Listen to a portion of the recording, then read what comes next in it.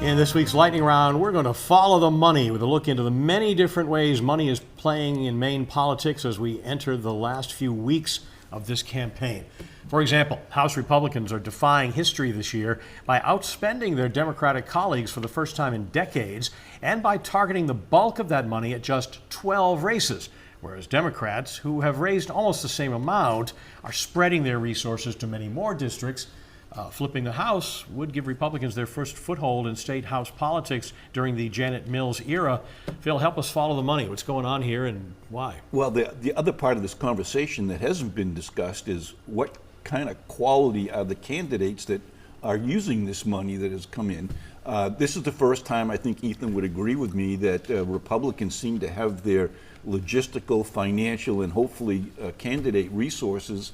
And if they win these 12 race or enough to take over the House, that has implications as who the constitutional officers are going to be.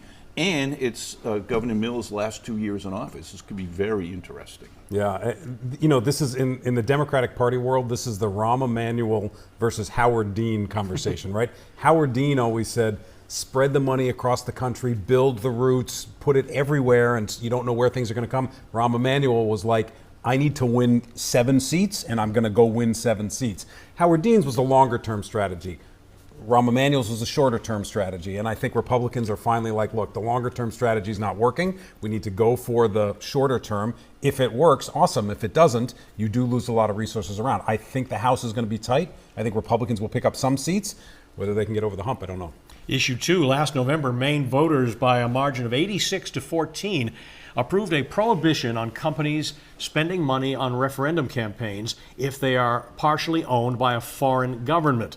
This week, after a U.S. District Court judge blocked the law, state attorneys defended it in court, saying in part that no law has ever been enacted with 86% of the people, and their will cannot be ignored. Ethan, help us follow the money on this one and where it leads us. Yeah, you know, this is going to be, it's very similar to what we were talking about before in terms of the referendum. I think the referendum is going to, on the capping the amount you can spend on PACs, is going to be a similar margin. But this was one that was always going to end up in court, right? This was targeted totally at CMP when CMP's favorables were very low. CMP wants to be able to spend whatever money they can, even though they are a foreign-owned company. And so, you know, in politics, unfortunately, money is really the game, and they don't want to limit that. You know, the fact that 86% of the people supported this doesn't make it constitutional, and I think that's probably where we're heading, is to an interpretation, is this constitutional?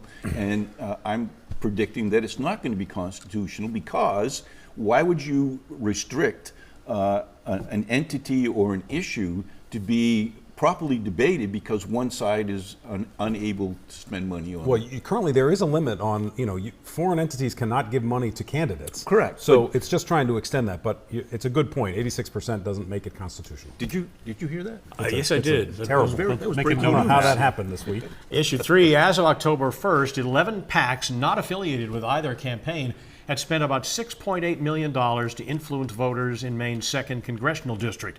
Almost $4 million attacking Democratic Congressman Jared Golden and $2 million attacking his Republican challenger, Austin Theriault.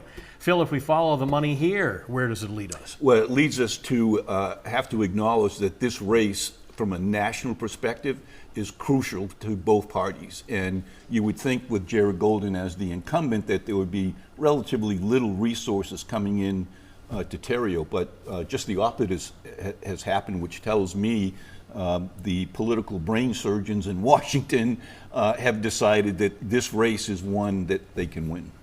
Yeah, I think there's 2 things it could tell us. One is Republicans really see an opportunity to win this seat, and that's why they're outspending 2 to 1. Or it could also say that Democrats see this as safer than we think, and they don't need to spend additional money. I don't think Democrats would just give this seat up. It's going to be close. So that's what's interesting to me. Maybe Jared is doing better than we think. Yeah. Issue 4, Vice President Kamala Harris raised nearly $1.8 million in Maine between July 21st and August 31st, according to campaign finance reports posted this week by the Federal Elections Commission. Now, that's an average of almost $43,000 a day, and those totals dwarf former President Donald Trump's numbers in Maine. The Republican nominee has raised about $800,000 here for the entire year, and that's an average of under $3,500 a day. Ethan, following the money, what do we learn about Maine from these numbers? There's clearly a lot of energy going on. I mean, there was some money for Biden before, but he was not getting very much money. And I think once she got in the race, the energy, like it has been around the country, has been all for Harris. I think with Trump, he's a known entity. People have been given to him for 4 years, all that kind of stuff. So necessarily looking at that one period, I don't think there's a lack of enthusiasm for Trump. I just think that he's sort of the same candidate that's been there, but there is a huge enthusiasm for her. I see this more geographical, Pat. The second congressional district is strongly in Trump's favor, or one or both of the candidates would be campaigning here. So it tells me that from a fundraising point of view, the second congressional district is not in play, and economically, the second district is not as affluent as the first congressional district. Unless you're Leonard Leo, who lives in the second district and has all the money in the world. Now, our final lightning round topic, admittedly, does not have. Whoops, I actually missed one. Sorry. We're not done yet. This is a national real estate group, the National Realtors Association, which spends millions annually to lobby the federal government on policies that affect the housing industry, has dropped $56,000 to try to influence 2 races for the Portland City Council. This appears to be the first time they have dumped money into a local candidate race in Maine, although they did spend $100,000 2 years ago to try to defeat a citizens' initiative in Portland on rent control. Phil, tell us what we learned by following the money here.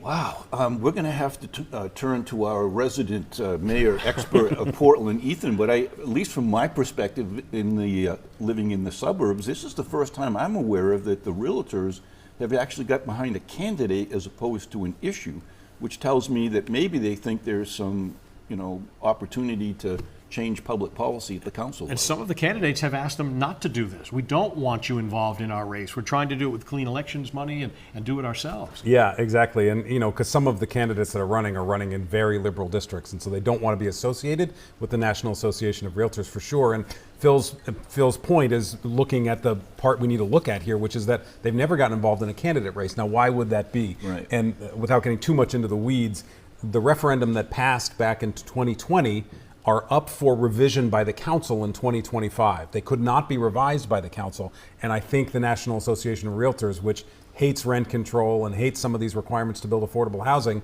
wants to try to create a council that will amend or get rid of these without a vote of the people. So I expect that's why they're leaning in. I don't think they'll be successful, but that's a lot of money. To my point, we had to turn to the resident expert. Well, that's why he's here. Great Yeah, explanation. Now, our last topic, and this really is it, really doesn't have anything to do with money, but we can't resist talking about it because we have officially entered the silly season. Last week, a Democratic lawmaker in Maine running for re-election denounced her ex-wife for stealing her opponent's campaign signs. In another, a Republican House candidate in the wake of Hurricane Helene claimed that the federal government is targeting severe weather at conservative voters. Ethan, help us make sense of what's happening here and whether it matters. I'll let Phil be the resident expert on whether or not the government can decide about that, because that's his party that's throwing that stuff out. But there's nothing better in politics than sign wars, and this gets us as close to home, right? If you're a candidate and you put up your sign and it's gone like 2 days later, you think that the world has ended, and you're calling the Secretary of State and the Ethics Commission. So I just love it, and the fact that her ex-wife is out there doing this for her, it just makes it so spicy. So. At least apparently it was an amicable split. Yeah, well, Apparently it it appears was. to be, yeah. Yeah. We were talking earlier about how much money's in politics, and just remember, there's still a month to go, so there's likely to be another slug of cash coming Silly into season. the state. And to my point, even earlier than that, it's about the candidates that you recruit, Yeah. right? And it's going to be interesting to see. You got no comment about whether the government controls the weather? He would be able to influence. I think he's got friends who said, did. listen, I'm going fishing next week. Yeah. Can you give me a couple of sunny days?